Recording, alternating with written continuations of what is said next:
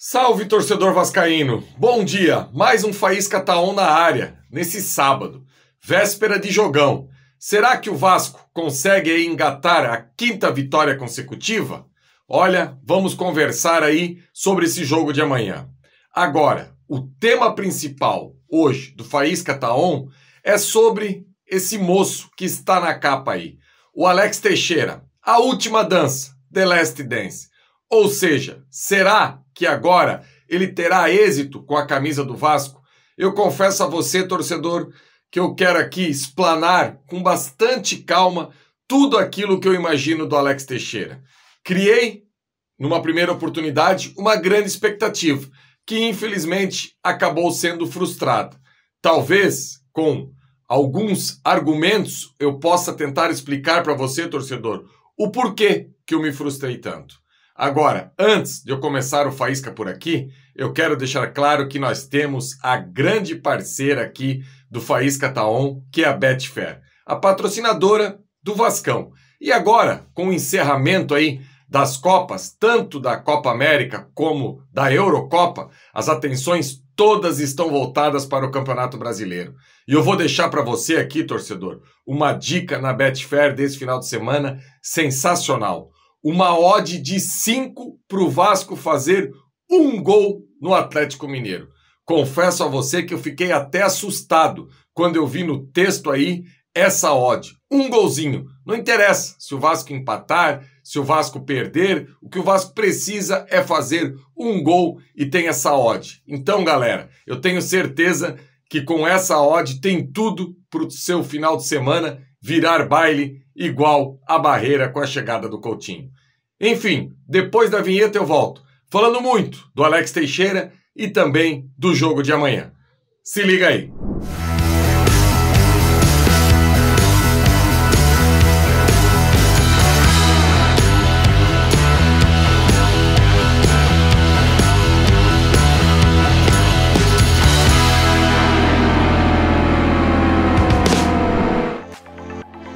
Todo dia no Supermercado Boa Sorte tem promoção para você. Tem a segunda da limpeza, a terça do hortifruti, quarta da carne, quinta do laticínio, sexta da feijoada e no sábado e domingo o especial do churrasco. Qualidade, atendimento e melhor preço para você. Supermercado Boa Sorte com duas filiais, uma em Jaconé, Avenida Beira-Mar, sem número, Rua 96AC, e a outra na Estrada da Praia Seca, 12.080, Praia Seca, Saquarema. Supermercado Boa Sorte em tudo, boa sorte na vida. Então, torcedor vascaíno, eu venho aqui hoje conversar sobre o Alex Teixeira. Um tema que divide opiniões entre os torcedores vascaínos essa sua volta. Eu vou aqui fazer uma retrospectiva desde 2022, quando o Alex Teixeira chega no Vasco. Eu, particularmente, achava que ele seria o grande ídolo e o cara que iria levar o Vasco ao acesso até com uma certa facilidade. Infelizmente, o Alex Teixeira não conseguiu ser esse protagonista na Série B. Claro que a gente não pode esquecer do jogo contra o Operário de Ponta Grossa, que muita gente até apelidou da Batalha de Ponta Grossa. E eu confesso a você que quando você contrata um cara com a qualidade do Alex Teixeira, ele jamais poderia ser reconhecido pelo herói da Batalha de Ponta Grossa. O Alex Teixeira teria que ser reconhecido por o herói da Batalha da Arena da Baixada, o herói da Batalha do Morumbis, o herói da Batalha do Allianz Arena. Sabe, quando você tem o Alex Teixeira, a sua expectativa por aquilo que ele produziu no futebol e aquilo que ele fez lá no início da carreira do Vasco, você imagina ele chegando e decidindo jogos grandes. E não aconteceu isso. Claro que na Série B ele não teria a possibilidade de ter esse protagonismo, porque o Vasco jogava com adversários de menor investimentos, não contra gigantes do futebol brasileiro. Só que ele não deu conta de resolver os nossos problemas na Série B. Depois veio a questão que ele não renovou de imediato o contrato do Vasco para disputar a temporada de 2023. Eu lembro aqui que eu fui contra essa renovação. Inclusive, ele não participa da pré-temporada com o elenco e é incorporado depois e não consegue em nenhum momento ter uma sequência e ser aquele Alex Teixeira que todo mundo imaginava. E daí, torcedor, eu vejo muita gente cobrando e falando que o Ramon Dias não deu oportunidade ao Alex Teixeira e acabou deixando o Alex Teixeira de lado. Não é verdade, porque o Alex Teixeira não conseguiu ter protagonismo com o Maurício Souza, com o Emílio Faro, com o Jorginho, com o Barbieri e também com o Ramon Dias. Então, não adianta a gente colocar a culpa no treinador argentino pelo mau desempenho do Alex Teixeira com a camisa do Vasco. Agora, existem fatores que podem ter levado o Alex Teixeira a não conseguir desenvolver o seu bom futebol. Primeiro, a questão física. Quando a gente observava o Alex Teixeira dentro de campo, em diversas oportunidades, parecia que faltava força, faltava arranque, faltava velocidade para esse jogador.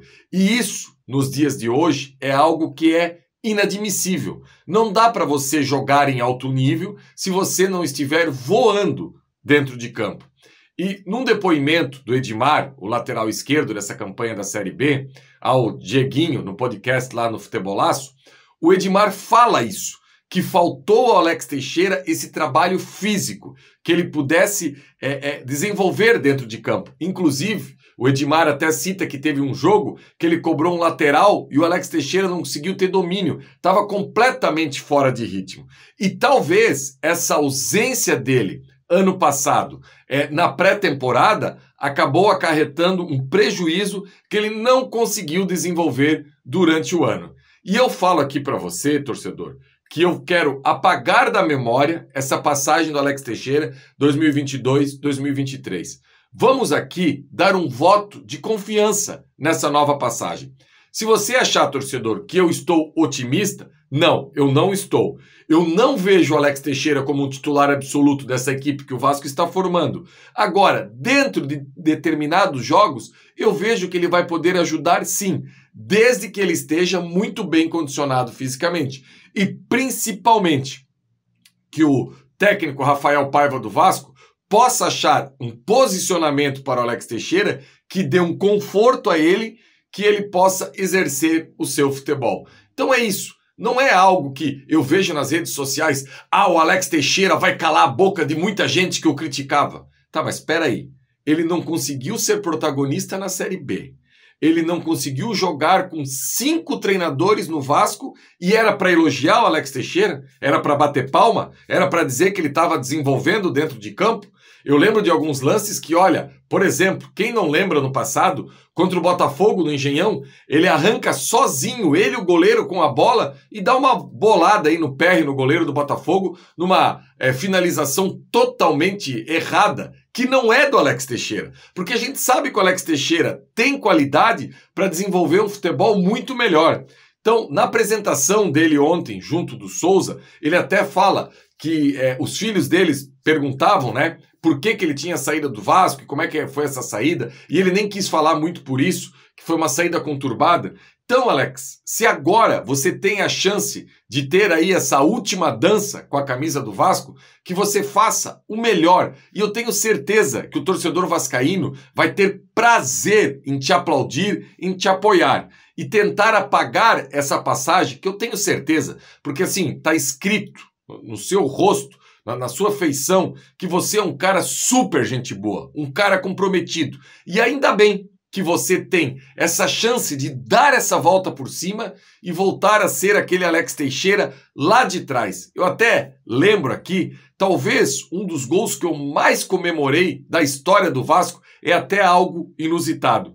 Em 2008, a penúltima rodada do Campeonato Brasileiro foi Coritiba e Vasco, aqui em Curitiba, na vizinha Joinville. Eu lembro que eu fui até lá assistir o jogo, o Vasco acabou vencendo por 2-0, o Edmundo estava no banco naquela oportunidade e o Alex Teixeira fez uma grande partida com a camisa do Vasco, sabe? Os 2 gols do Vasco foram do Leandro Amaral, que ainda deu uma esperança ao torcedor vascaíno de não cair na última rodada, que infelizmente acabou aí acontecendo a queda do Vasco na derrota para o Vitória em São Januário. Só que aquele jogo, se o Vasco perde ali, já estaria derrotado ali. Então era um clima de tensão muito grande e o Alex Teixeira, à época ali com 18, 19 anos, acabou com o jogo, destruiu.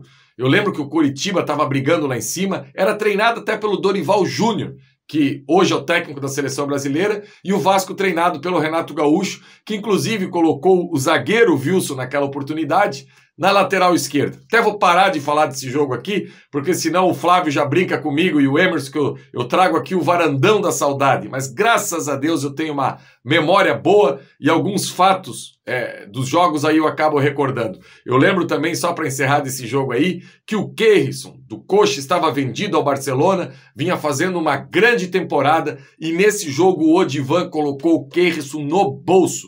Destruiu o centroavante do Coritiba. Enfim, felizmente o Vasco venceu, mas não deu certo. Então, talvez por eu ter ficado com essa memória afetiva do Alex Teixeira, de um grande jogador, eu esperei demais dele. Só que ele não entregou o básico, nem na Série B e nem na sua passagem aí na Série A do ano passado. E que agora, com o espírito desarmado, que o torcedor possa apoiar o Alex Teixeira e que ele possa ter a oportunidade de retribuir esse carinho ao lado do Souza e também ao lado do Felipe Coutinho, que estão chegando aí. E quanto ao jogo, torcedor, de amanhã é um jogo dificílimo. O Atlético Mineiro ainda não conseguiu encontrar um equilíbrio na Série A de 2024. Por exemplo, é a terceira defesa mais vazada. A defesa mais vazada do Campeonato Brasileiro é o Vitória com 28 gols, depois é o Vasco com 26 gols e tem aí o Atlético Mineiro com 25 gols empatado com o Atlético Goianiense. Já o seu ataque é fantástico. A gente pode falar aí que é um quarteto fantástico. Se a gente parar para observar Gustavo Scarpa, Bernard, Hulk e o Cria Paulinho, é um ataque de respeito. É o terceiro melhor ataque do Campeonato Brasileiro. Só perde para o Botafogo, que é o líder da competição, e também para o rival.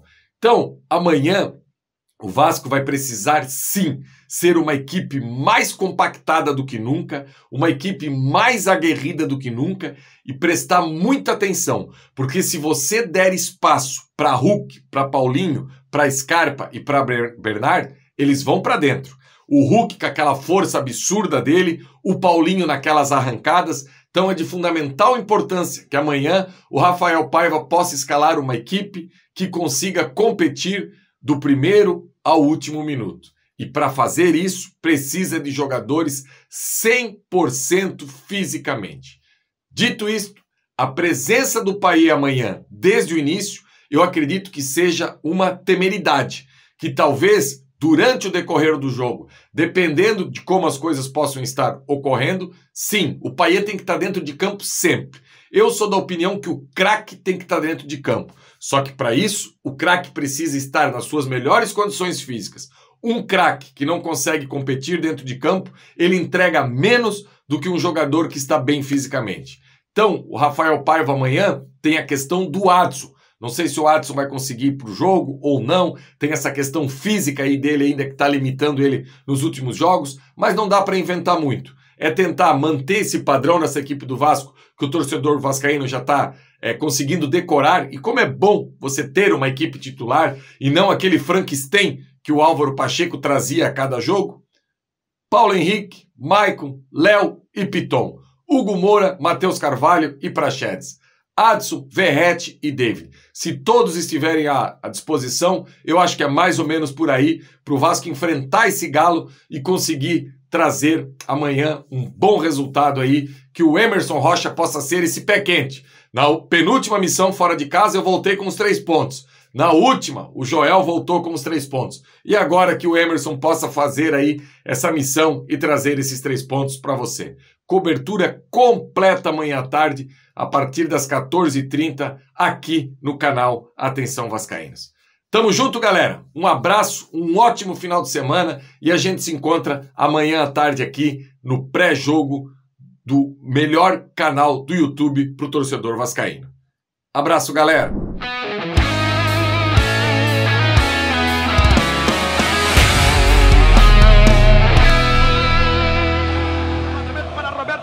Sozinho, atenção, vai enfiar, gol!